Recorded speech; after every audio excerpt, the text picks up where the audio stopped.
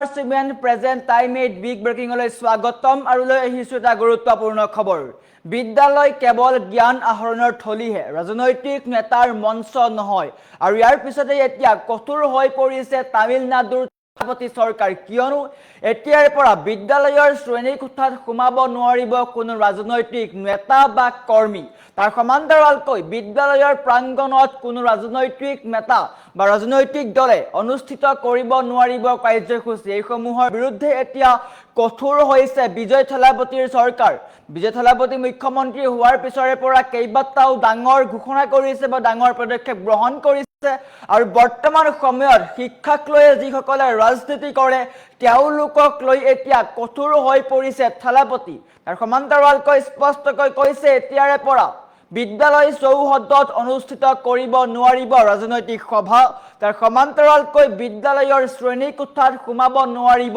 কোনো ৰাজনৈতিক নেতা বা কৰ্মী আৰু এই সন্দৰ্ভত সবিশেষ লৈ অহাৰ চেষ্টা কৰিছো জনাইছো star cement present time made big breaking ডাঙৰ খবৰ চৰকাৰী বিদ্যালয়ৰ শ্ৰেণী কোঠাত সোমাব নোৱাৰিব ৰাজনৈতিক দলৰ নেতা কৰ্মী বিদ্যালয়ৰ প্ৰাংগণত ৰাজনৈতিক কাৰ্যসূচী অনুষ্ঠিত কৰাটো এতিয়া সম্পূৰ্ণ নিষিদ্ধ কৰি দিয়া হৈছে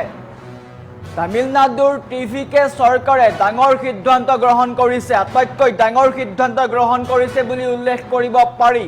তামিলনাডু চৰকাৰৰ এই পদক্ষেপৰ পিছতেই দেশবাসীয়ে প্ৰশংসা জনাইছে কিয়নো বিভিন্ন সময়ত শিক্ষাক লৈ একাংশই ৰাজনীতি কৰে ৰাজনীতি নিজৰ ঠাইত থাকিব কিন্তু শিক্ষা হ'ব লাগিব ৰাজনীতিৰ ঊৰ্ধ্বত তামিলনাডুৰ বিজয় চৰকাৰৰ আন এক অভূতপূৰ্ব তথা প্ৰশংসনীয় পদক্ষেপ এতিয়াৰে পৰা বিদ্যালয়ৰ প্ৰাংগণত অনুষ্ঠিত কৰিব নোৱাৰিব ৰাজনৈতিক কাৰ্যসূচী কেৱল ছাত্ৰ ছাত্ৰীৰ শিক্ষা গ্ৰহণ আৰু সৰ্বাংগীন উন্নয়নৰ কাৰণেহে চৰকাৰী বিদ্যালয় কোনো নেতা বা ব্যক্তিগত ব্যক্তিয়ে শ্ৰেণী কোঠাৰ ভিতৰত নিজৰ প্ৰভাৱ বা ক্ষমতা খটুৱাব নোৱাৰিব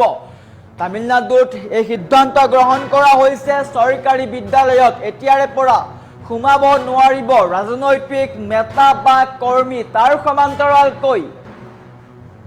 বিদ্যালয়ৰ চৌহদত অনুষ্ঠিত কৰিব নোৱাৰিব কোনো ধৰণৰ ৰাজনৈতিক সভা বিভিন্ন সময়ত বহু ৰাজনৈতিক কৰ্মীয়ে বা নেতাই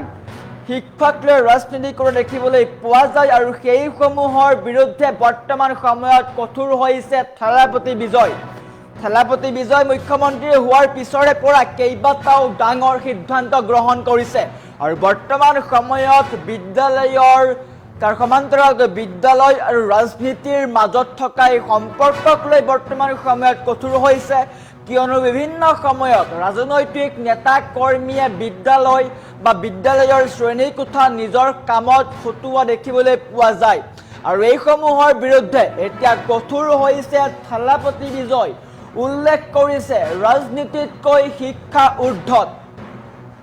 বিদ্যালয় কেৱল জ্ঞান আহৰণৰ থলিহে ইয়াৰ ৰাজনৈতিক নেতাৰ মঞ্চ নহয় বুলি উল্লেখ কৰিছে আৰু এই সিদ্ধান্ত বা এই পদক্ষেপৰ পিছতে দেশজুৰি চৰ্চা আৰম্ভ হৈছে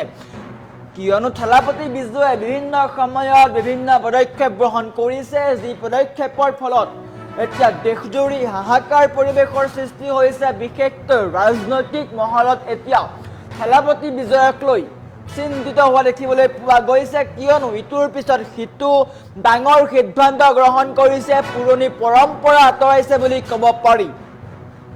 শিক্ষাৰ স্বাৰ্থত ডাঙৰ পদক্ষেপ গ্ৰহণ কৰা হৈছে বিদ্যালয়ত নিষিদ্ধ হৈছে ৰাজনৈতিক নেতা কৰ্মীৰ প্ৰৱেশ ৰাজনীতিৰ ঊৰ্ধ্বত থাকিব লাগিব শিক্ষা এই মন্তব্য থালাপতি বিজয়ৰ চৰকাৰী বিদ্যালয়ত নিষিদ্ধ হৈছে ৰাজনৈতিক দলৰ কাৰ্যসূচী এতিয়াৰে পৰা শ্ৰেণী কোঠাত সোমাব নোৱাৰিব কোনো ৰাজনৈতিক নেতা বা দলীয় কৰ্মী পাঠ্যপুথিতো নাথাকিব কোনো ৰাজনৈতিক নেতাৰ নাম বা ফটো অন্ধ্ৰপ্ৰদেশৰ পিছত এইবাৰ তামিলনাডুৰ সিদ্ধান্ত গ্ৰহণ কৰা হৈছে শ্ৰেণী কোঠা কেৱল জ্ঞান আহৰণৰ থলিহে ইয়াত কোনো ৰাজনৈতিক দলৰ প্ৰচাৰৰ মঞ্চ নহয় শিক্ষানুষ্ঠানক ৰাজনৈতিক প্ৰভাৱৰ পৰা মুক্ত কৰাৰ বাবে এই ডাঙৰ সিদ্ধান্ত গ্ৰহণ কৰিছে এতিয়াৰে পৰা কোনো ৰাজনৈতিক দলৰ কৰ্মী বা নেতাই চৰকাৰী বিদ্যালয়ৰ শ্ৰেণী কোঠাত প্ৰৱেশ কৰিব নোৱাৰিব কেৱল ইমানেই নহয়, বিদ্যালয় প্ৰাংগণত কোনো ধৰণৰ কাৰ্যসূচী অনুষ্ঠিত কৰাটো নিষিদ্ধ কৰা হৈছে। তামিলনাডুৰ থালাপতি বিজয়ৰ চৰকাৰ এই সিদ্ধান্ত গ্ৰহণ কৰিছে। ৰাজনীতি হ'ব পাৰে নিজৰ ঠাইত, কিন্তু শিক্ষা সদায় আগত বুলি উল্লেখ কৰিছে। ছাত্ৰ ছাত্ৰীৰ ভৱিষ্যত সদায় ঊৰ্ধত বুলি উল্লেখ কৰিছে।